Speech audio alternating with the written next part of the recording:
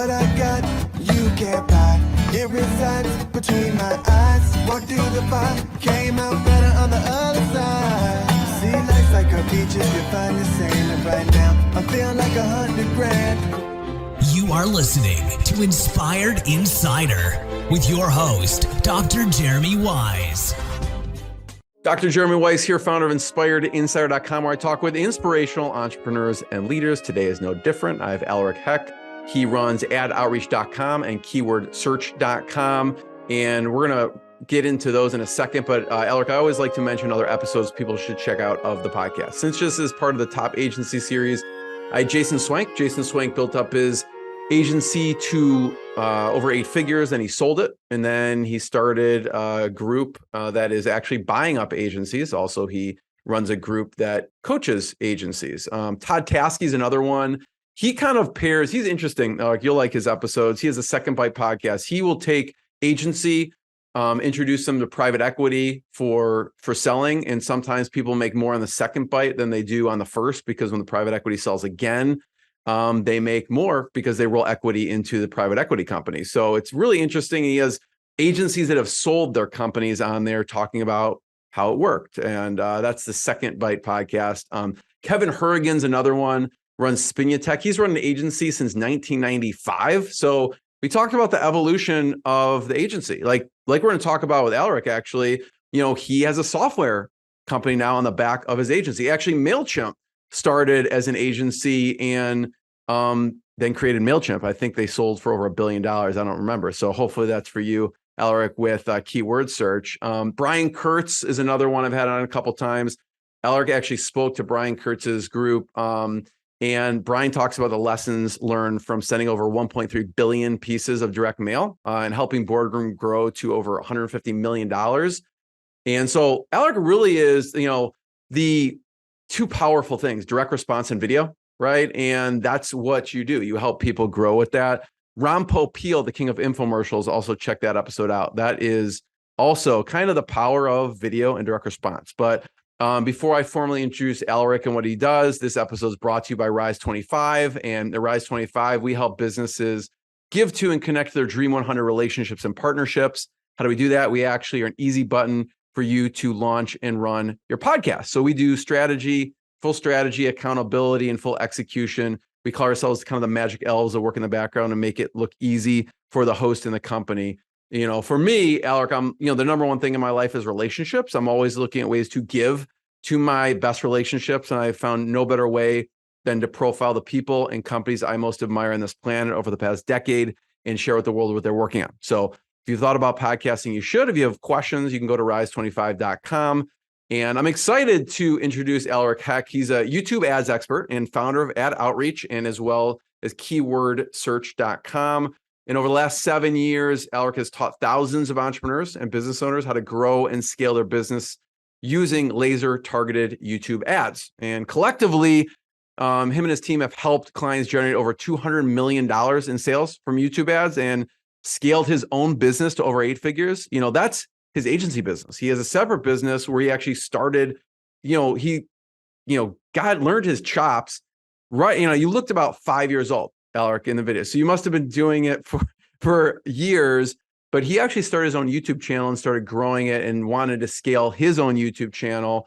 So he's eaten his own dog food, growing that business. He still has that business, that YouTube channel, but he has scaled his own business to over 8 figures, the agency. He's also created, which we'll talk about, KeywordSearch.com that helps people supercharge their ad audiences with AI. Aleric, this is where I stop talking. You do most of the talking, but thanks for joining me. Oh, thank you so much, Jeremy. I'm so excited to dive in. Really appreciate that as well. And definitely excited to dive into the journey and every step along the way. Well, it wasn't quite 5 when I started out that YouTube channel, but I was 12. So pretty young. It was, back in 2009 and, started from an early age and just kind of went from there.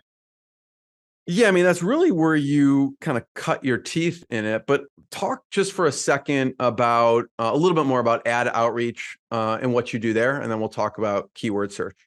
Absolutely. So in terms of AdOutreach, what we do is we help businesses use laser targeted YouTube ads to generate consistent leads and consistent sales. And so essentially what we found is that value-driven video marketing performs the best on YouTube, because what you can do is really create true value on the ad and reach people when they're in what we call a learner's mindset. People are on YouTube to learn, either to be entertained or to learn. You want to reach the people that are looking to learn, and then we can reach them at the perfect time by crafting a value-driven video ad and then reaching them using AI targeting. And we'll get into keyword search in a second, but using some of the software that we built, we can actually make sure that we reach the right people. And so this is essentially what we built with AdOutreach. We scaled to 8 figures, landed number 60 on the Inc. 5000 list of the fastest growing companies last year. So really exciting. And we've got a great team. We're here in Austin, Texas.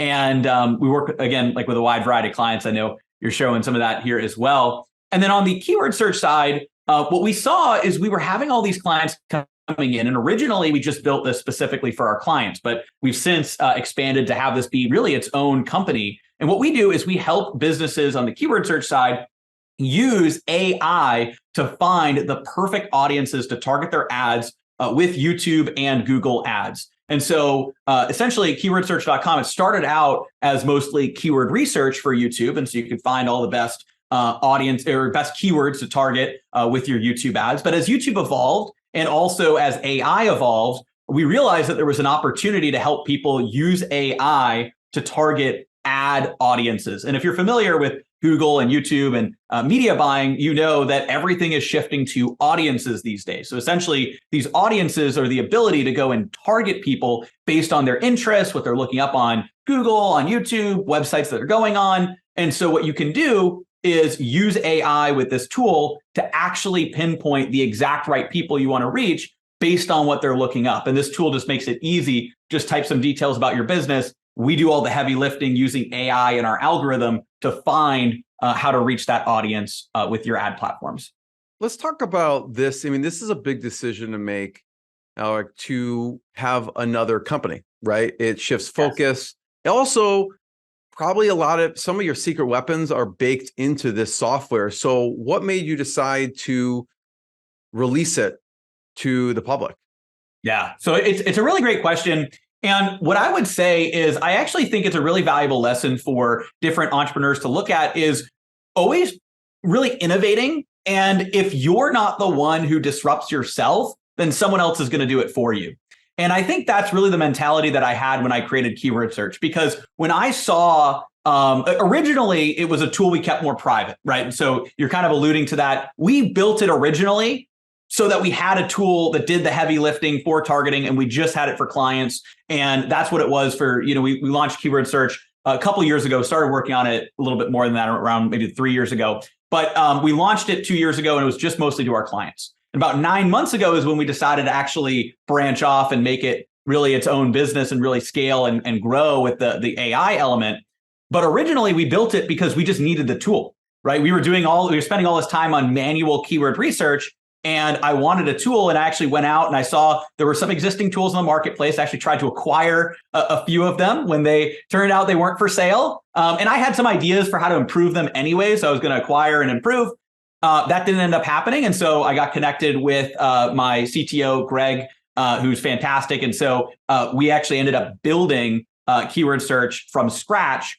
And originally it was to target all the different keywords on YouTube. But then as AI rolled out, we saw an opportunity to use AI to actually go in and build out these audiences and do it in minutes. So we ran a study, the average time it takes for somebody to go from typing in details about their business to having an audience synced with Google Ads, because they're direct Google Ads integration for YouTube or Google search ads. And in the future, we're looking at other platforms potentially. But for the direct syncing, 2.6 minutes, which is pretty remarkable. It used to take hours to build these types of audiences or campaigns or do all the research. And so now it's compressed.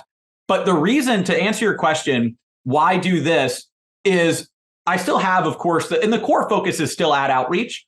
But with keyword search, there's an opportunity to use AI to help clients and even help other people or agencies actually target their ads. And it's almost like we can build the tool, and this can create its own momentum and growth. And so I actually see a big opportunity for keyword search to potentially even eclipse, that of what we're doing in ad outreach, because of its ability as a software to go in and target the right people. Now, obviously, it's not at that point yet, but I think there's really opportunities to grow it.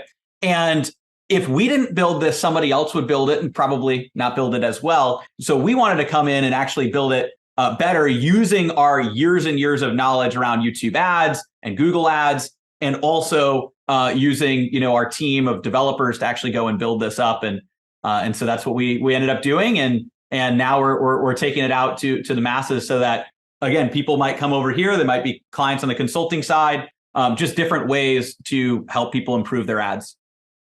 And we'll talk about that because I want to know what you saw with these other things that didn't have exactly what you needed and what you need to actually bake in to improve. So we'll talk about that in a second. But, I'd love to hear a couple things on, how you grew your agency. And one of the things which relates to this is you do this kind of hacking or innovation day. And I'd love for you to share that so other agencies can think about how they can implement the same thing. Oh, that's great. So we do these hackathon and innovation days. And what we like to do, and we do these, a few times a year, always at the end of each year, right? Going into the next year. And sometimes depending on if we want to add new innovation or we have a certain either thing that we're looking to solve or opportunity we're looking to uncover, we might do it before a quarter. We basically do it before a big planning session that we're going to have as executives in the company, either to plan for a new year, always do it before the year, or if there's a particular quarter where we know that we want to add some extra innovation here. Sometimes going into quarters, we already kind of have a game plan built out, just depends. But essentially what we do is we run these hackathons, and essentially they're innovation days. And I originally got this idea from something that HubSpot actually does. They run these hackathons and innovation days.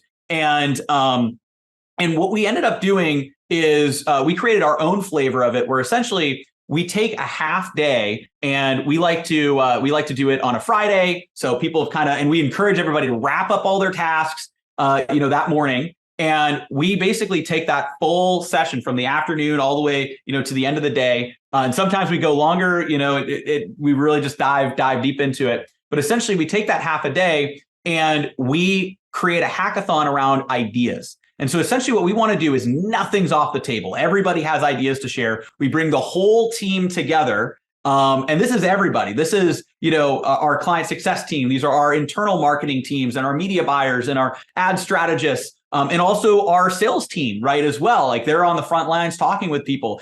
We bring in like all of the different team members from AdOutreach. We bring them all together. And there's two ways we do it. One, sometimes we have a prompt. So if there's actually a challenge or an opportunity that we're looking to solve or create, then we'll say, hey, this is the prompt.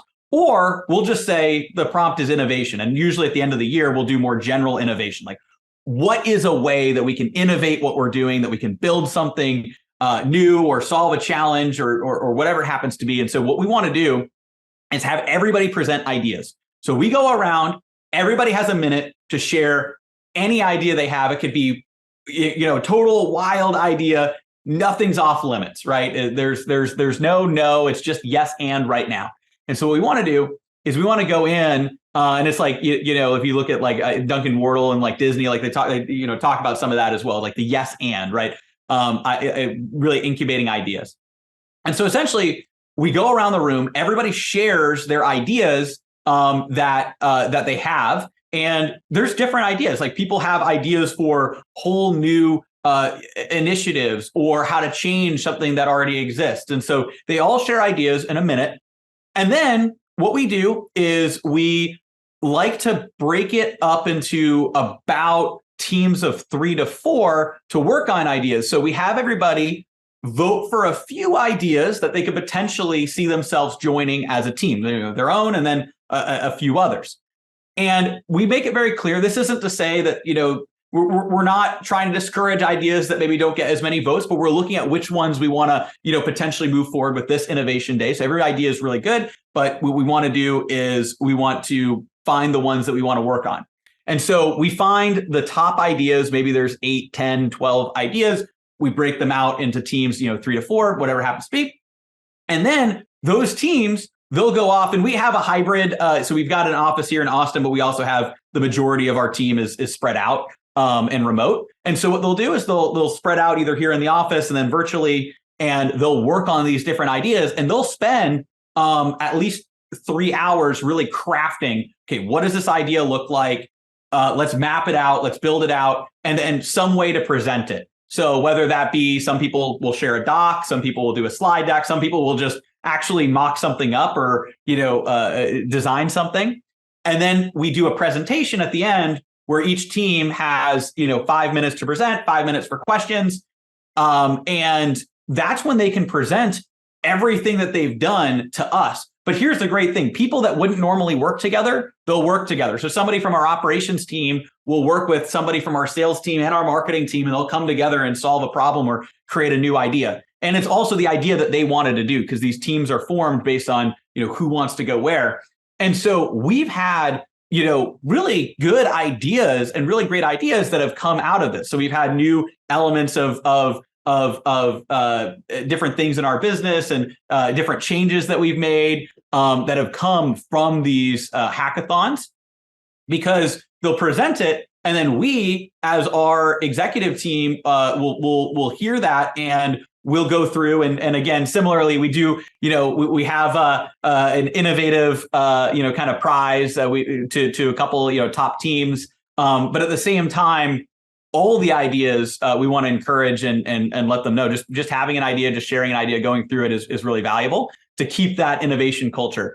But what I found is those ideas tend to continue after the innovation day and the hackathon, because what they'll do is people will now have in their heads two things. One, that idea. So maybe they'll keep championing that. That could become a team that we create internally to actually push that forward, which we've done several times. But in addition to that, it makes people realize I can come up with an idea and I can actually innovate, and my ideas can be heard, and it gives an opportunity for that, but it also creates more innovation consistently as well. So highly recommend it. I know that was pretty detailed, but no, hackathons that's are very fantastic. valuable. And it becomes ingrained in the culture and the mindset that they can keep and continue to innovate. I want to talk about some of the few things that have come out of it. And actually, you did some of this in college, even some of the hackathons, right? So when you look back over the innovation hackathons, what has come out of it that you remember? Yeah. So there have been a few really, and there's actually been a lot of things. It's funny because some of the many of the things we've actually implemented. So it's you can trace back and one is one of the ways that we work with clients and like a kind of an iteration of how we've done things is a concept around a fractional media buyer, where essentially it's a little bit different than what you would think of with a classic kind of agency, where we essentially have there's this concept and I was introduced to it because we have our accountants have like a fractional CFO service, right, where it's kind of like you have this CFO that comes in. There's also services that do fractional like CMO, like market, and that's not necessarily what this is.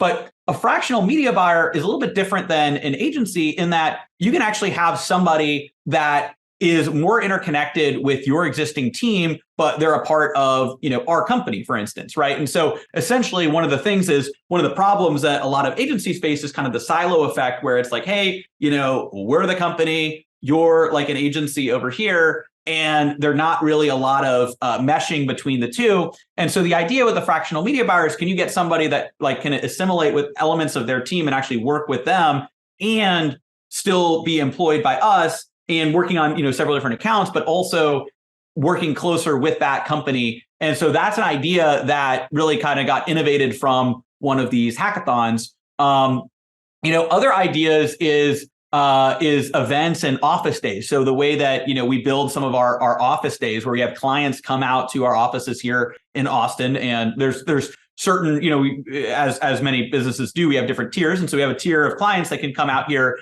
to our offices in Austin. And we essentially have a full office day where we work on their business that day, not just with ads, but also in other elements too. Like, let's bring our top funnel designers out here. Let's go and see what we can do to help them with their funnel, with their copywriting. Let's actually dive into their ads in person, which is a totally different experience, and go over, okay, here's what we're seeing. And really working closely with them here and creating this environment that's not like, and we were running before kind of these bigger events, right? That you did one in get 100 people. I think, right? What was that? Cancun was an example. You did one in Yeah, Cancun? so Cancun's an example of when we actually did more of this style, the office day style. But we had some bigger events, mostly here in Austin, where you'd get like 100 people, 150, so, and with that, it's harder to dive deeper with individual clients. And so one thing that we were able to do at these office days is we'll get more, anywhere, and it depends on at the event, which one,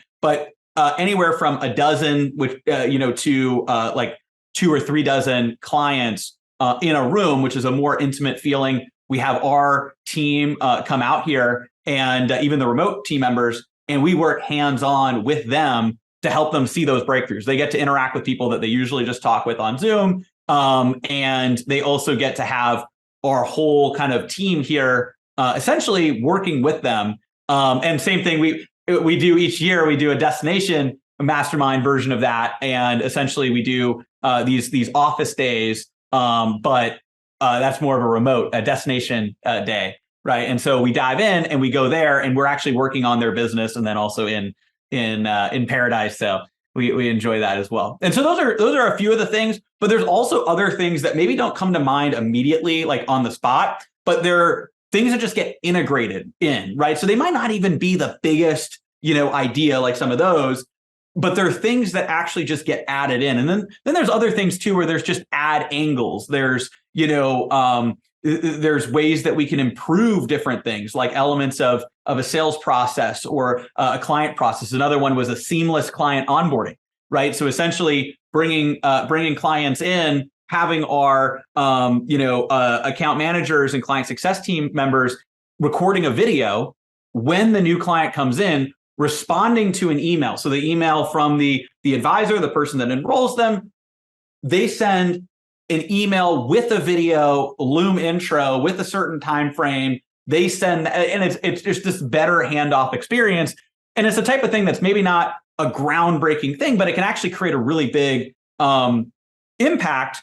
Is the idea of actually sending a Loom video same day as somebody enrolls in the program, to let them know, hey, I'm so excited to speak with you. I'm your, client success, manager. I'm going to be working with you. I heard X, Y, and Z from and so it's a seamless handoff instead of this kind of weird 2 to 3 day window or whatever it is between enrolling and getting on that, initial call, whenever that calendars line up for that.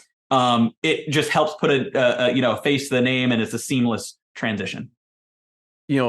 I want to hit on that for a second, which is, what are the things you've discovered from a seamless onboarding? I do have to say that, John, my business partner, has interacted with your team. He said your team is amazing with follow-up, and not in like an overbearing way, from email to phone to text. So I imagine, the onboarding process, you've dialed it in over the years. What does that look like? Yeah, so that's a great question. And there's different ways that we work with clients too. So like I mentioned, the fractional media buyer, we also have a consulting element, and in terms of what we do. So it's less traditional agency for the bulk of our clients, because we're helping train people in YouTube ads. We're working typically with the business owners and or like at smaller companies, right? So entrepreneurs, or their marketing director, or their media buyers, just depending on the size of the company, right? So like smaller companies, we might be working with them or their operator. Medium-sized companies, maybe we're working with their marketing director or marketing person. And then at larger companies, we're working kind of directly with their media buyers. And then we have our fractional media buyer offer as well, which is kind of more like an agency where we can come in and essentially work at a higher level, running the ads for our clients and having our person come in. And that's kind of the evolution, like I mentioned, that came out of one of these hackathons. But essentially, the way, and that's just to explain that it might be slightly different than some people listening who are purely an agency. We kind of shifted over to more mostly consulting, but then also having some of these other elements. Actually over 5 years ago. So first couple of years was more of a classic agency. And then we realized that we would really be able to consult and work with, more clients with our expertise on YouTube. And so our onboarding, the way that it works is we have it down to a science. So I think you kind of alluded to that. When somebody is able to enrolls, What we want to do is make it very clear on that enrollment call. Okay, here are the next steps. I'm going to send an email. I'm going to connect you with, let's say, Levi, who's going to be your client success manager. He's going to be able to hop on a call and walk through everything, go through your onboarding, make sure that we have everything we need to get started. And then after that, and by the way, we're also seeding what the next call is after that. Then after that, you're going to be getting on your script writing call with, and then whoever, let's say Angie, who's going to be able to help you write your YouTube ad script. And that's what we talked about earlier, is that's a really important part of the process before we get your ads launched. And so now we're actually not just talking about the next step, we're talking about the next two steps. Then we have our advisor send an email as soon as possible to that person, including who their client success manager is going to be, and also who their copywriter is going to be as well. And so we include those two on there. So it's kind of the next two steps. And that email will include an introduction. It'll also, and this is really important, include details about that client. Because here's the thing, right? We at our company, we deeply care about our clients. Like, client success is instilled in everything that we do. You also have to show that to clients, right? Because they don't necessarily, yes, they made an enrollment decision. We've gotten to that point. They now trust us. But that's also the point. And as you know, I'm sure, because probably why you asked, where you could potentially lose people if you don't have a seamless process is in those first few days if people have buyer's remorse, especially if you're a growing company and maybe you don't have and we don't have a same day onboarding, right? It can take, usually it's between 1 and 3 days. It's just that, we try to keep it as short as possible, but it depends on calendars, right? And so essentially what we want to do is make that handoff as simple as possible. So we send that email and we include, and this is really important, details about their business. So I'm so excited for so-and-so to work with us because they are, they're a nutrition coach and they have a business here and they've helped so many different people and they're looking to create an impact. And right now they're here, but they're looking to go here. And that's what, we're excited to help them with. And it's just a couple paragraphs about who they are. But what that does is it shows two things. One, it shows the client that the advisor that brought them in really cares, which is true. Like, we really care, but shows that we care, even though, yes, they're being handed off because now the advisor has other people to talk to, new potential people. So it shows that they care and they're transitioning, and it shows them that the onboarding call is going to start. You're going to hit the ground running. Because some people, they're like, okay, why I'm hopping on this onboarding call to just go over the exact same thing I did before. And what we did in the past is we would just transfer everything in HubSpot, right, in our CRM. But clients didn't see that, right? Yeah. So we wanted to have a 2-hour conversation about them, but they don't see that. Yes, exactly. And so it basically what we do is they'll send they'll take all the notes. They'll, depending on to your client exactly, they might even have an hour conversation about okay, here's what the strategy is for this person from that advisor to the person. But they won't necessarily know that. And so just having that couple paragraphs, and usually what we'll do, and it depends on, different advisors have different kind of flavors of how they'll do it. But sometimes what they'll say too is I sent more details to Levi, or I had a call with Levi or whatever it is that that's the details for this client. So he has all the information for your call or before your call. And then from there, what we do is Levi in this case would respond with an email and a video. And the email is relatively simple. So great we're looking forward to meeting you. And I'm excited to help you achieve those goals with XYZ company. Record a quick Loom video for you. Looking forward to our call at this time. Then the Loom video is just simply, and it's not something fancy. It's either the webcam or an iPhone or whatever. And it's talking to the name, say, hey, name, so excited to work with you. And, so-and-so advisor has told me all about some of the different details. And I'm looking forward to helping you with this XYZ business, achieve these goals with your YouTube ads. And on our onboarding call, we're going to hit the ground running, go over some of the key things and get you ready for your script writing call. So now we're also seeding the next step. And so then on that onboarding call, then we get them on the script writing call, but then we're also seeding the step after that. And so essentially we're always letting them know, not just what the next step is, but also what's on deck. and making it very clear, and then making the handoff seamless from advisor to their account manager or client success manager to their copywriter, then to their ad strategist, and so on down the line. Love it. A lot to unpack there, Aleric. A couple things I want to hit on. You mentioned HubSpot. You also mentioned the script writing piece. So I want to talk about, I know you have a lot of videos out there and we could point them to your YouTube channel about the anatomy of the ad, but I have to have you talk about it on this a little bit.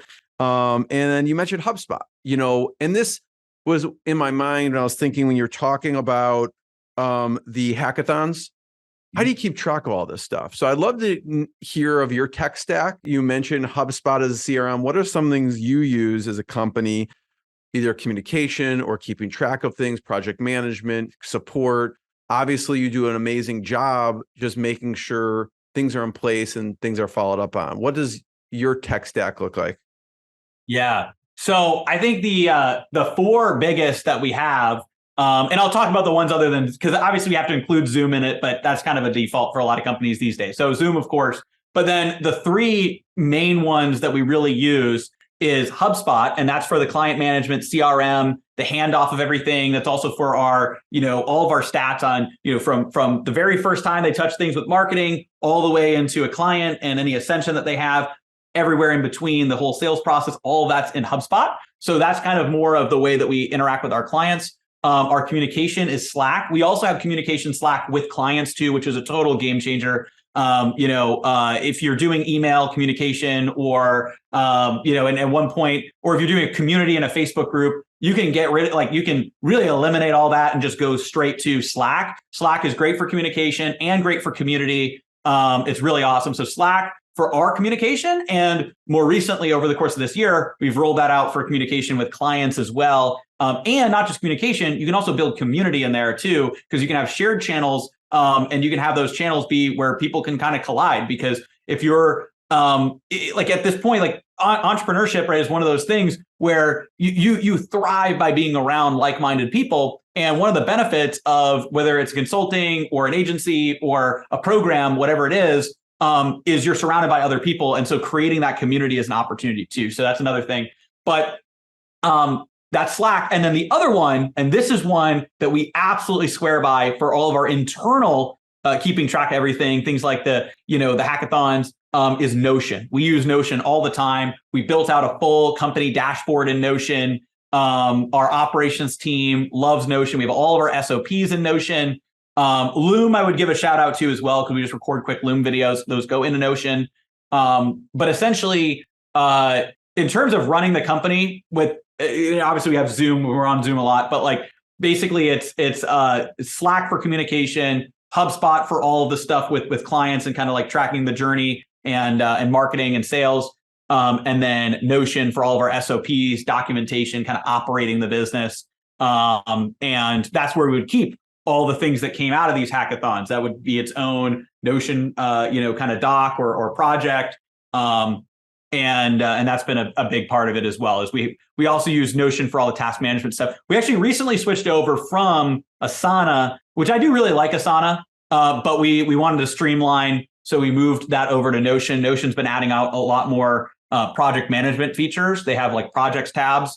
So we found Notion really valuable for that. Interesting. Yeah, we used to be on Asana as well, and we kind of felt like we kind of hit our upper limit, and we switched to ClickUp. But I didn't realize Notion does a bunch of project management stuff as well. Yeah, and they've been adding that more recently, and that's been a recent shift away from Asana over the course of this year. But because we've used Notion for SOPs, I do think what I would say is because I know other people that use ClickUp, and so it's actually interesting because Julia's in a few different masterminds around with COOs. So Julia's our COO. She's in a few different of these masterminds and programs, and it seems like the really popular ones are that Asana. But now a lot of people are going over to either ClickUp or Notion, and it's kind of this back and forth. And what I think is ClickUp is going to be better for task management and that stuff. We'll just say that, hopefully Notion will continue to grow that, right? But that said, it might not be as good for docs. I don't really know. I haven't used ClickUp as much, but that's my understanding. Whereas Notion is going to really be amazing for docs and SOPs and all that side of things. And then they're building out more of a robust project management suite, which has been over the course of this year. They rolled out more project management. They have had tasks for a long time, but when they rolled out project management is when we decided to make the shift away from Asana. I do know a number of companies, they use Notion for docs, and we use more of a suite process for SOPs and things, centralized SOPs, but I've heard good things about Notion in general, like for a lot of uses. So thanks for sharing some of the tech stack. I love that. Let's talk about some of the anatomy of an ad, because you mentioned, there's so many moving pieces when it comes to YouTube ads, and each one, if they're missed, it doesn't work, right? Including the first step, which is the actual script in the video, right? And you have a certain format that you recommend people do. So I'd love for you to talk about that. They could check out more. They can go to AdOutreach.com and check out your blog, and they can also check out your YouTube channel. But talk about the anatomy of the ad itself. Absolutely. So what we found is a value-driven video ad converts the best. And the reason for that is on YouTube, people are in one of two mindsets, right? They're one of two modes. They're either in entertainment mode, and those aren't necessarily people that we want to reach, or they're in the learner's mindset, right? They're looking to learn on YouTube. And so what we want to do is reach those people that they're in that learning state. They're watching videos to learn, and we want to get in front of them. And so what we want to do is want to create a video that provides value. One of the biggest mistakes people make with YouTube ads is they'll just create a really short ad, like a lot of branded ads, and think that that's going to drive the conversions that they want. But the problem with that is if you just have an ad that says, hey, do you have this problem? Okay, go get my thing. Or they're just talking a little bit about what they have, and it's short and it doesn't provide value, you will get some people to click off and some people to click on your ad, and some people to opt in, but it's not going to be at the rate that you want. And that's because you're not meeting people where they're at. They're looking for value. And so you want to create a value-driven video ad that actually educates, provides value. It's a little bit longer, usually 2 to 3 minutes long. Sometimes it could be a little bit longer than that. Google does recommend less than 3 minutes. That said, we found that even though you might get slightly higher CPMs over 3 minutes, sometimes it actually outweighs that by having more education and creating like a 4 or 5 minute ad. So it depends. I just want to add that little asterisk there. But essentially, you want to create an ad that provides real value and educates. So there's 3 elements. There's a hook, educate, call to action. The hook draws people in, captures their attention, and brings them in. Educate is when you're providing real value. And this is what makes our style of ads different than a lot of what's out there. And something that I really believe in, and we've seen just produce the best results, is providing value on the ads, right? Talking about ways that they can solve their problem, how what your business does, talking about myths that they might have, things that they don't actually need to do, tips, strategies, actually teaching them, and then leading to the call to action at the end. So hook, educate, call to action. There's a few different ways to do hooks. You could do question hooks. So one that worked really well for us in the past is, what if you could ethically hijack your competitor's traffic, send it directly into your own funnel? We'll show you exactly how to do that with YouTube ads, running your ads, in front of videos. Then you can have kind of these polarizing like statement hooks, right? So one that we've used that's probably one of our top performing hooks is YouTube ads beat Facebook ads every time. Let's face it, Facebook ad costs are going through the roof. Even when you have a great ad, they're almost impossible to scale. But what we found is you can use YouTube ads to get consistent leads and sales and more predictable scalability. We'll walk you through this in this video. And so you can see there that it just polarizes, it gets people to pay attention. Then we talk about what our thesis is. Then we educate. So we go from those different hooks, and there's a few different types of hooks. I'm going to give a free resource at the end that'll walk through some of that too. But then from there, you have the educate section. The educate is where you actually want to provide value. So you want to teach, okay, why is this bad? Especially if you make a claim, like you could solve a problem, or something's better than something else, or something that people didn't know that they could do, you need to provide value and educate. And there's a few different ways to do it. If what you're doing is more information-based or expert-based, then that's pretty simple. You're just teaching a little bit of like what you would be teaching in whatever it is that you're selling. If you have more of a product, or you have a service, or you have a software, maybe that's a demo, or that's walking through like what this does and showing how it solves the problem, and actually illustrating what it is that you're going to be able to get out of either the product, service, or software. And then the call to action at the end is very simple. You just want to get them off of the video and to click off, but you want to have multiple call to actions, and you want to make it very simple and clear what's next. And so one of the biggest things, this is a golden nugget right here. We have found you can actually get a multiple percentage increase in conversions if you show the page, the landing page, at the end of the video that they're going to go to. It's so simple. It seems so obvious, but you can get, and again, it's not going to be a crazy increase, but you can increase like 1, 2, 3% by having a just overlaying at the end. You say, click the link. Here's the phrase that we use. Click the link right here on the screen, and you'll get to a page that looks just like this. All you have to do is fill out your name and email and phone number, and then click submit, and you're going to get full access to my 19-page YouTube ads strategy PDF. Going to walk you through everything. You're showing the page. You're telling them they're going to get there. You're telling them what they need to do. You're telling them when they click it, they're going to get the thing.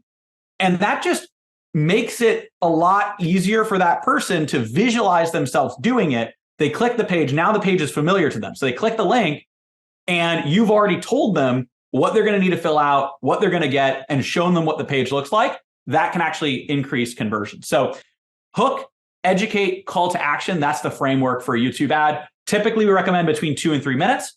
It can be a little bit longer. Your CPMs might be slightly higher. Over 3 minutes is what YouTube says. That being said, sometimes that can actually pay off, because if you can provide extra value in 4 to 5 minutes and actually get higher conversion rates, you can actually get better results. So even though YouTube will warn you over 3 minutes, sometimes we have a bunch of clients that run, and even some of our own ads, 4 or 5 minute long ads that outperform shorter ones. And that's what we'd recommend. Like, I love it. I have heard that. I forgot who said it on the podcast before, but actually what helps sell more books is showing the book, which is a similar concept to showing the landing page, right? And it's that familiarity. So when we talk about the hook, educate, call to action, what are some of the different calls to action you see that people test and it works? Because I've seen people do, like you said, a PDF, some kind of information. I've seen people to an actual call, and I've seen people to a webinar, which is further education. And I'm probably missing a bunch on there. But what have you found that people should think about when creating that call to action? So we found that, and that's a really great question. What we found is usually a VSL.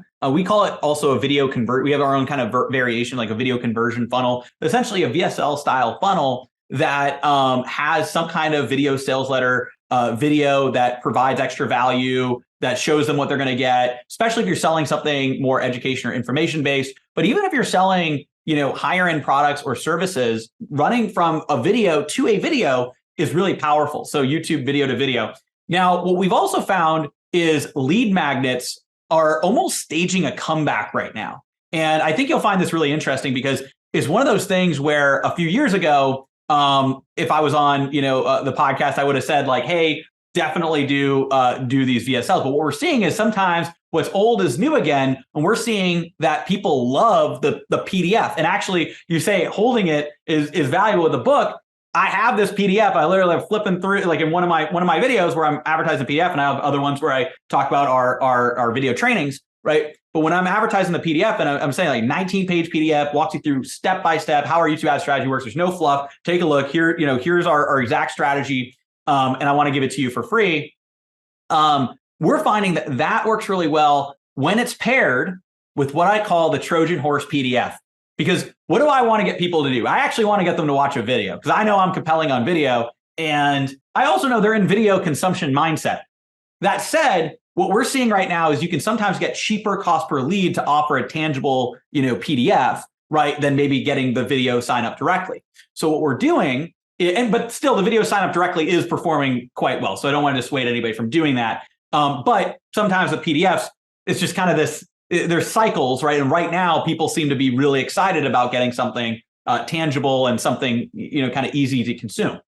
And so if we can get that lower cost lead to get that PDF, but still, maintaining quality and targeting the right people, well, once they get it, what we can do is we can say, great, your PDF is on its way to your email inbox. And we do set up a 5-minute delay, which it will be sent pretty quickly, but we do 5 minutes. the reason for that, we say, while you wait, here's the video version of our PDF. And then it's just our exact same video training. And again, what we find is the majority of the people will start playing that video. And then of course, there's a good amount of people that stick until the end, and then that video converts them. But here's the reason I think this works so well is we have 3 elements. They opt in for the PDF, which after 5 minutes will be sent to their email. So they have the PDF waiting for them. They immediately get access to watch the training, and we have their phone number. So our team is also going to be texting them if they don't do anything within 30 minutes or an hour. We actually found that waiting, and you talked about like how our team is good at follow-up, but we're also not overbearing. You want to wait for people to go through a funnel. You don't want to. So some people they'll text right as the opt-in. And I know some people are teaching that. I'll actually go counter to that, but we tried it. We try all the different things. And for some businesses, if you're more, I think maybe for like a service-based business, maybe this makes more sense, is like speed to lead. But what we found is in more education style or agency style or consulting style or program or coaching, you want to do is give people some time to consume the thing that they signed up for before almost distracting them with a text or a call. But you do want to do the text and call as soon as possible after what we call the possible window for them to take action on their own. So if it's a 15-minute training video and they get a PDF, we might have a 30-minute or an hour delay. I think our delays are between 30 minutes and 2 hours. We have a webinar that we run too, and that's a little longer of a delay before we actually start texting and calling people. Aleric, I have one last question. First of all, thank you. There's so much more we didn't cover, but there's so much that you did cover. So I want to encourage people to check out AdOutreach.com and KeywordSearch.com to learn more. And I know you have some a URL people can check out and for a special gift. So I want you to talk about that. But the last question I had was on mentors. And I know we got to run in a minute, but I know that there's a couple things that have created big pivotal moments in your business. And one of them has been mentorship and masterminds. And you mentioned ClickFunnels. I'd love for you to just talk about a few mentors. It could be personal mentors or distant mentors, just people you've learned from that have helped you get to where you're at. And then I'd love for you to share where people can learn more. Oh, yeah, that's really great. And I think that I'll talk about 3 main mentors that I've had, and I've had way more than that. So it would be kind of, it would be too long to talk about everybody. And so I'm very appreciative and grateful to all the different mentors. Mentorship is so valuable. An early mentor that I had, or a couple of mentors that I had, were Chris and Taylor. They had a business, Traffic and Funnels, and that was kind of one of the first mastermind mentorship programs that I enrolled in and joined. And they really helped open my eyes to the world of of businesses, services, consulting, agencies, this whole area. I remember when I first signed up for ClickFunnels, right? And I went to HubSpot inbound, right? So I've been in the HubSpot ecosystem. I'm originally from Massachusetts, from Boston, the Boston area. And so HubSpot's really big over there. So I remember going to HubSpot inbound in Boston in 2016. I discovered ClickFunnels. I was trying to figure out, okay, how do I do ClickFunnels for really an agency or services business? And that's when I found them, Chris and Taylor. So they mentored me kind of early on in that area. Then I've gotten some great mentorship from Roland Frazier. He's fantastic. He actually helped inspire what I ended up doing with KeywordSearch. So originally, and he's really big in mergers and acquisitions and things like that. He was originally helping me potentially acquire one of these keyword research tools for YouTube. That said, when that didn't end up working out, I was able to talk with him, and there's concept of building a bolt-on business and making KeywordSearch actually a separate business, but actually powered and empowered by what we're doing at AdOutreach.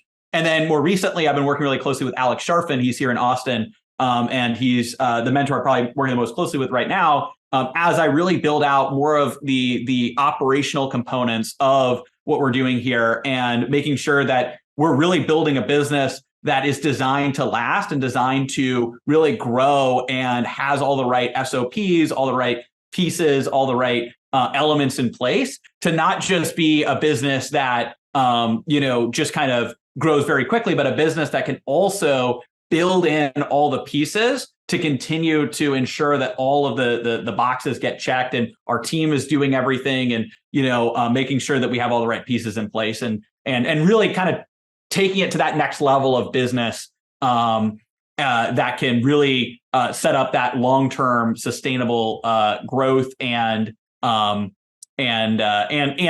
without kind of, sometimes with entrepreneurial businesses, there's like, oh, I'm going to go over here, I'm going to do this, I'm going to launch this. There has to be systems in place. And that's what Alex has really helped with as well. So those are just a few of the mentors. I've had a lot of mentors along the way. Aleric, thanks for sharing your journey, for your knowledge. Where should we point people towards? I know there was a special place you wanted to mention. Yes. So I have a gift for anybody who's listening or watching. You can go to adoutreach.com/gift.